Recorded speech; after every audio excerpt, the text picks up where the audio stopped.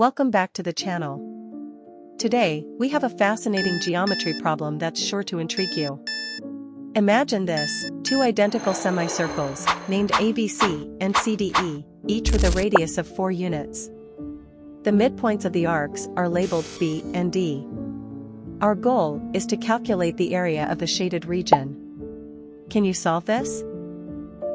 Let O be the center of circle, giant O to B. Now we have right triangle. We can see we have a segment. Right triangle and half semicircle. Area of segment plus area of right triangle is equal to area of half semicircle. So we can write area of segment equals area of half semicircle minus area of right triangle. Area of segment is equal to 1 divided by 4 pi r square minus 1 divided by 2 base times height. Shaded area equal to 1 divided by 4 pi 4 square minus 1 divided by 2 4 by 4. Shaded area is 4 pi minus 8. Total area is equal to 2 times 4 pi minus 8.